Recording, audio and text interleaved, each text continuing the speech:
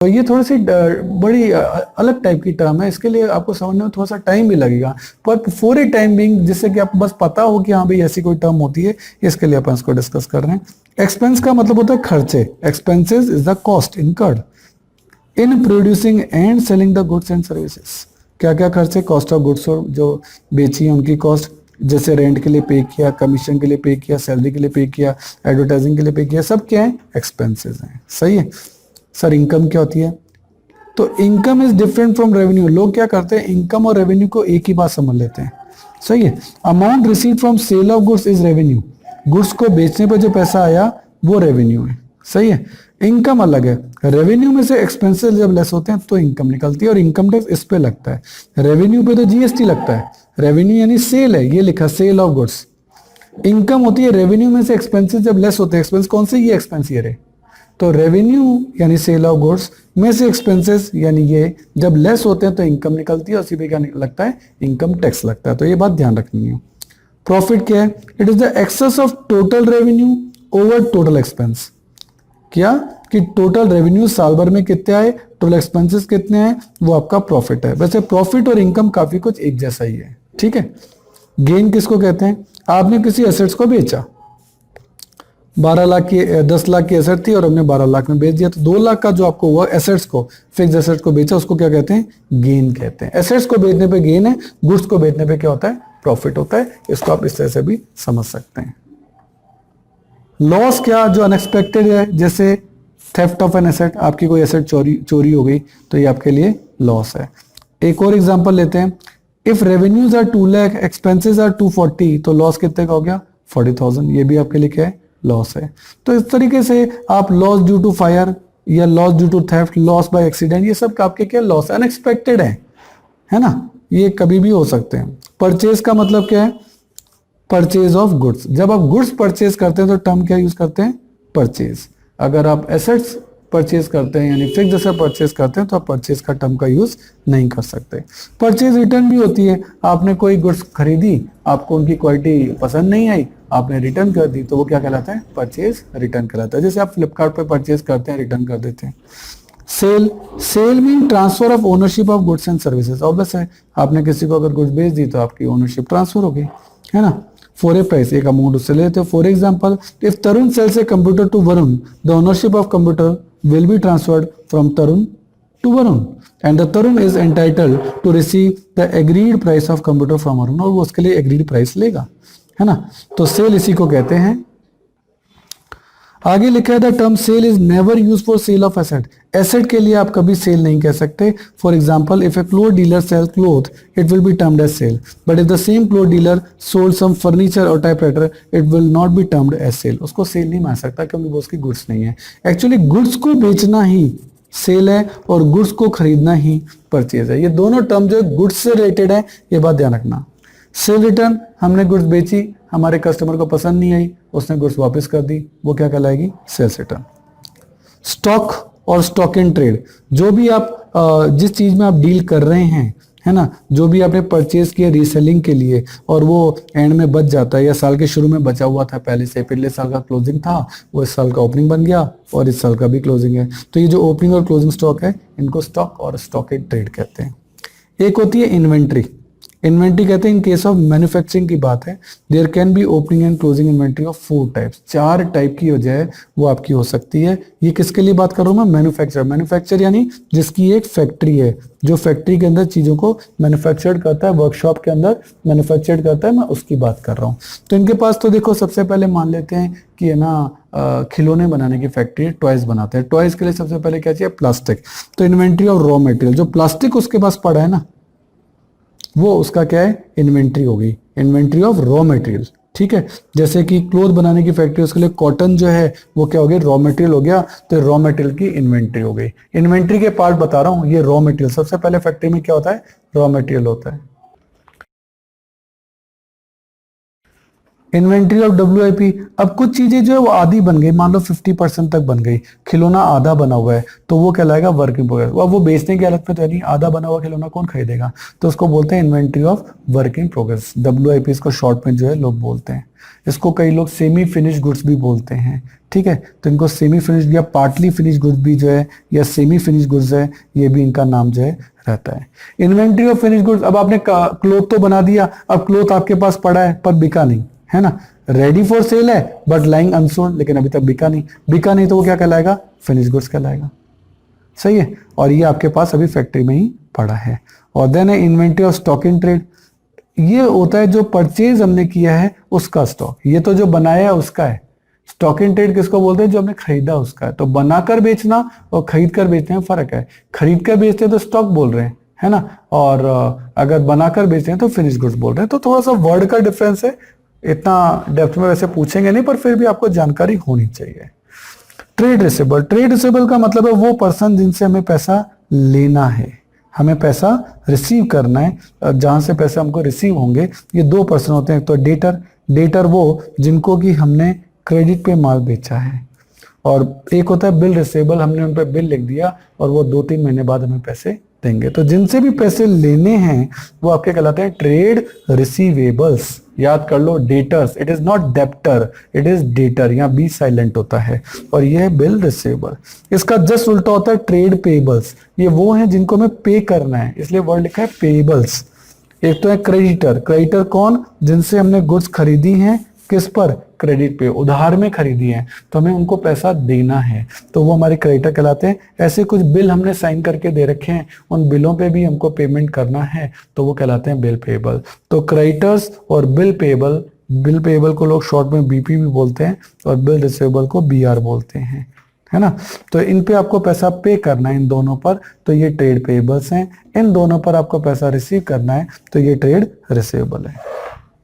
Then आपका आता है गुड्स। सर गुड्स किसको कहते हैं, जिसमें आप परचेज और रीसेल कर रहे हैं, जिसमें आपकी डीलिंग चल रही है, वो सब आपकी क्या है, गुड्स। जिनको आप खरीदना बेचना आपका जो है वो चल रहा है, जो भी चीजें आपने खरीदी हैं बेचने के लिए, वो सब आपकी क्या है, गुड्स हैं। याद रखना, जैसे एक ज्वेलर है, वो ज्वेलरी खरीद रहा है बेच रहा है, वो उसके लिए गुड्स है। वो हमारे लिए गुड्स नहीं हो सकती, क्योंकि हम ज्वेलरी खरीदने बेचने के लिए थोड़ा करते हैं, तो यूज करने के लिए करते हैं।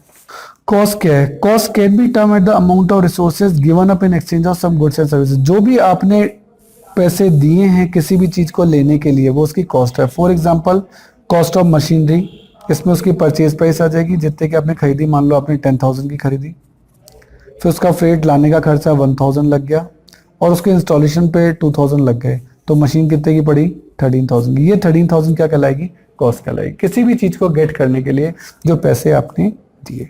अगर आपको मेरे वीडियोस पसंद आ रहे हैं तो देखिए, एक लाइक, शेयर और सब्सक्राइब तो बनता है, तो मेरी खुशी के लिए एक लाइक तो कर दीजिए।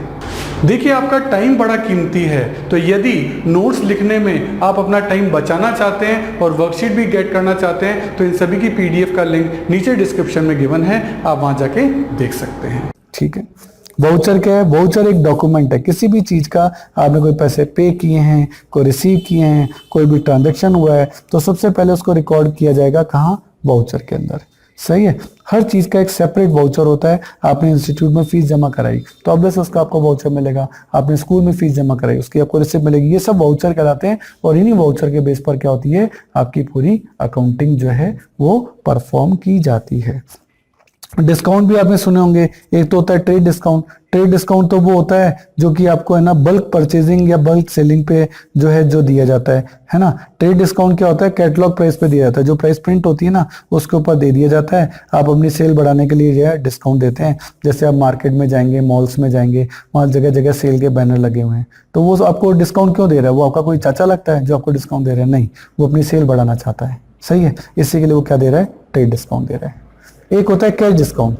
कैश डिस्काउंट वो होता है जो कि हम अपने कस्टमर को देते हैं प्रॉम्प्ट पेमेंट के लिए। प्रॉम्प्ट यानी हम चाहते हैं कि हमारा पेमेंट जो है जल्दी आ जाए, है ना। हमने किसी हमारा कस्टमर था, उसको कहा यार मेरे को पेमेंट आप 2 महीने बाद दोगे, मुझे अभी दे दो, मैं 2% का डिस्काउंट दे दूंगा, तो ये डिस्काउंट क्या कहलाता है, कैश डिस्काउंट कहलाता है। लोग शॉर्ट में से CDB कहते हैं, it is called cash discount. Entry, जो भी आपका ट्रांजैक्शन हुआ है उसको रिकॉर्ड करना है, रिकॉर्ड करते हैं उसी को क्या कहते हैं, एंट्री कहते हैं। जर्नल एंट्री के नाम से आप एक चैप्टर भी जो है वो पढ़ेंगे। बैड डेट्स क्या, किसी डेटर से आपको पैसा लेना था, अब वो पैसा दे नहीं पा रहा, तो उस बुक आपका पैसा क्या हो गया, बैड डेट्स हो गया, और इसको आप प्रॉफिट एंड लॉस अकाउंट में लिखेंगे या बाद में पढ़ेंगे। इंसॉल्वेंट, वो पर्सन जो कि पोजीशन में नहीं है कि आपके पेमेंट कर सके, the person who is not in the condition to pay his debts, तो फिर वो क्या कहलाता है, इंसॉल्वेंट। सॉल्वेंट कौन है, वो पर्सन जो अपने सभी लाइबिलिटीज का पेमेंट कर सकता है, वो कहलाता है आपका सॉल्वेंट पर्सन। स्टोर क्या होता है, आपके स्टोर रूम में जो चीजें पड़ी हैं, जो मटेरियल पड़े हैं, छोटे मोटे और चीजें पड़ी हैं, lubricant, spare part, machinery, packing material, छोटे मोटे पड़े हैं, स्टेशनरी का सामान, वो सब आपका क्या कहलाता है, स्टोर। देन आपका वर्ड आता है रेवेन्यू। रेवेन्यू का मतलब है सेल ऑफ गुड्स से आपको जो भी पैसा मिला, कस्टमर से जो भी आपका पैसा आया, वो सारा का सारा आपका क्या कहलाता है, रेवेन्यू। नेक्स्ट आपका आता है, लास्ट पेज आपका आ गया एंटिटी या बिजनेस एंटिटी। इसका मतलब है कि जैसे कोई भी कंपनी है, कोई भी फर्म है, वो एंटिटी है। जैसे LG electronics, Wipro, Maruti Suzuki, ये सब क्या है, ये सेपरेट एंटिटीज हैं, बिजनेस करती हैं। टर्नओवर, टर्नओवर का मतलब होता है सेल।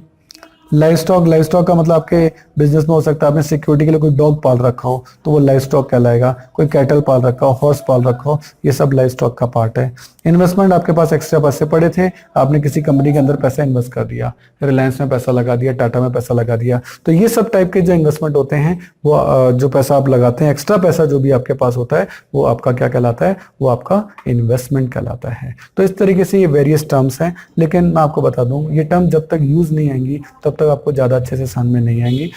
अभी आपने केवल इंट्रोडक्टरी लेवल पर इनको पढ़ा है, आपने केवल इनका वर्ड टू वर्ड नॉलेज लिया है। जैसे जैसे आप इनका यूज करते जाएंगे तो ये टर्म आपके लिए इतनी टफ नहीं रहेंगी, अपने आप ही आप इनको समझने लग जाएंगे। पर एक बार पेशेंसली आपको इनको याद करना पड़ेगा। फिर आगे के जो 10 अपने लगभग 20 चैप्टर्स हैं, उन 20 चैप्टर्स में टर्म बारी बारी से यूज आएंगी। जैसे जैसे आपकी ये यूज आ जाएंगी, आपको इनका मतलब 100% समझ में आ जाएगा।